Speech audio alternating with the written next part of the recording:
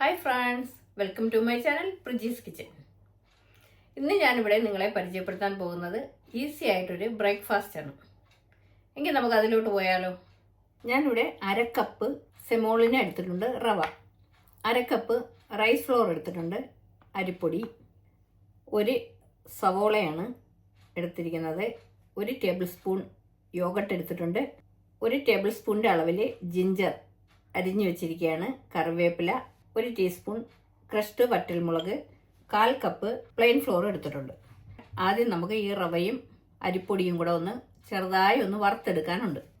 വറുത്തെടുക്കുന്നതിന് വേണ്ടി ഞാനിവിടെ ഒരു പാൻ എടുത്തിട്ടുണ്ട്, ഫ്ലെയിം ഓൺ ആക്കിയിട്ടുണ്ട്. അതിലേക്ക് ആദ്യം റവ ഇട്ട് കൊടുക്കാം. ചൂടായി ഒക്കെ വരുന്നുണ്ട്. അതിൻ്റെ കൂടെ തന്നെ നമുക്ക് അരിപ്പൊടി കൂടെ ഇട്ട് കൊടുക്കാം. അങ്ങനെ റവയും അരിപ്പൊടി ഒന്ന് ചെറുതായി വറന്ന് വന്നിട്ടുണ്ട്. ഇനി നമുക്ക് ഫ്ലെയിം ഓഫ് ചെയ്യാം. അങ്ങനെ വറുത്ത് വെച്ചിരിക്കുന്ന റവയും അരിപ്പൊടിയും ഒന്ന് ചെറുതായി തണുത്തിട്ടുണ്ട്. അതിലേക്ക് ഞാൻ മൈദ ഇട്ട് കൊടുക്കുകയാണ്, 1/4 കപ്പ് മൈദ.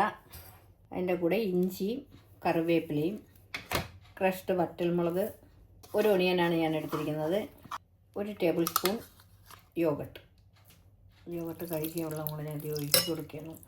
ഇനി ആവശ്യത്തിന് സോൾട്ട് ഒന്ന് ഇട്ട് കൊടുക്കാം. ഇനി ഇത് നല്ലതുപോലെ ഒന്ന് മിക്സ് ചെയ്തെടുക്കണം. കട്ട പിടിക്കാതെ തന്നെ മിക്സ് ചെയ്തെടുക്കണം. ആദ്യം കുറേശ്ശെ വെള്ളം ഒഴിച്ച് കൊടുത്ത് മിക്സ് ചെയ്യാം. കുറച്ചുകൂടെ വെള്ളം ഒഴിച്ച് കൊടുക്കുകയാണ്.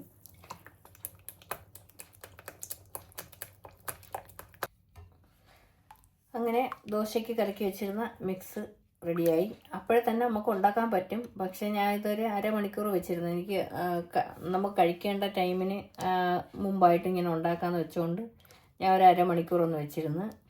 സമയമില്ല, പെട്ടെന്ന് ഉണ്ടാക്കി കഴിച്ചിട്ട് പോകണമെന്നുള്ളവർക്ക് അപ്പോഴേ തന്നെ ഇത് ഉണ്ടാക്കി കഴിക്കാം. ഇനി നമുക്കിത് ഉണ്ടാക്കാം. അങ്ങനെ ദോശക്കല്ലിൽ ഞാൻ ഫ്ലെയിം ഓൺ ആക്കിയിരുന്നു. ദോശക്കല്ലിൽ ചെറിയ ചൂടൊക്കെ വന്നിട്ടുണ്ട്. അതിലേക്ക് ഞാൻ കുറച്ച് ഓയിലൊന്ന് സ്പ്രെഡ് ചെയ്ത് കൊടുക്കുകയാണ്. അങ്ങനെ ദോശക്കല്ല് റെഡിയായി വന്നിട്ടുണ്ട്. ഇനി നമുക്ക് ഇതിലോട്ട് ഒഴിച്ചു കൊടുക്കാം.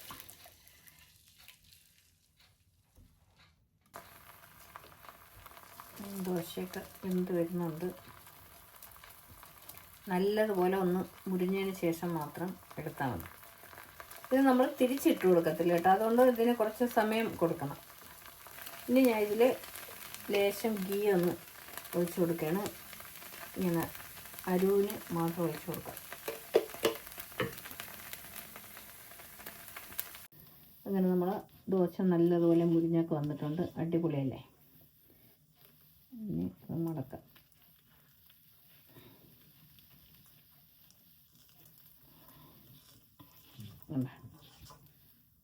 സൂപ്പർ ദോശ, അടിപൊളി, നല്ല ക്രിസ്പി ആയിട്ടുള്ള ദോശയാണ്, അടിപൊളിയാണ്.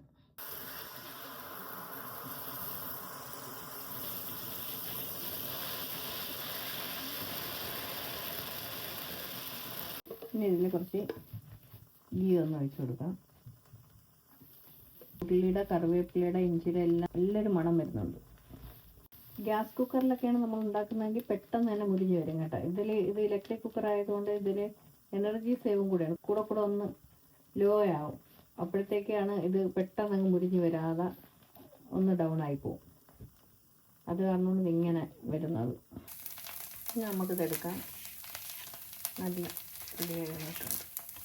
എന്താ നല്ല അടിപൊളി ക്രിസ്പി ആയിട്ടുള്ള ദോശ. എന്താ സൂപ്പർ ദോശ, വാവ്. അടുത്തത് റെഡി ആയിട്ടുണ്ട്. നമുക്ക് തിരിച്ച് സൂപ്പറല്ലേ.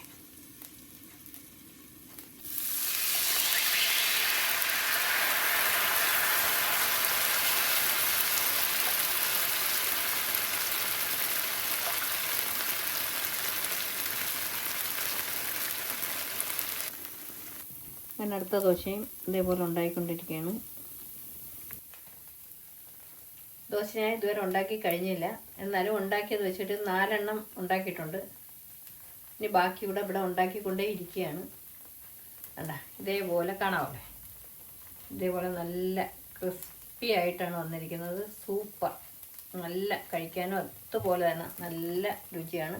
നമുക്കിത് കറി വേണമെന്നൊന്നുമില്ല. കറി ഞാൻ ഇപ്പോൾ എടുക്കുന്ന സോയ ചങ്ക്സിൻ്റെ, ഞാൻ ഇന്നലെ കാണിച്ച വീഡിയോ ഇല്ലേ, സോയ ചങ്ക്സിൻ്റെ കറിയാണ് ഞാൻ ഉപയോഗിക്കുന്നത്.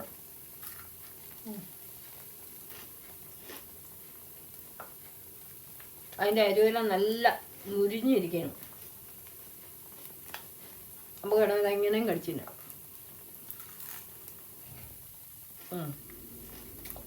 പിന്നെ മധ്യത്തിലൊക്കെയാണ് ഉള്ളിയുടെ നല്ല ടേസ്റ്റ് മണമൊക്കെ വരുന്നുണ്ട്.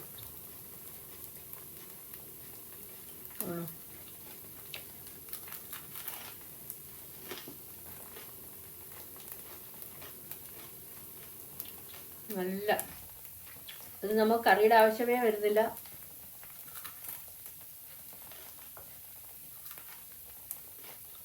ഇങ്ങനെയും കഴിച്ചില്ല.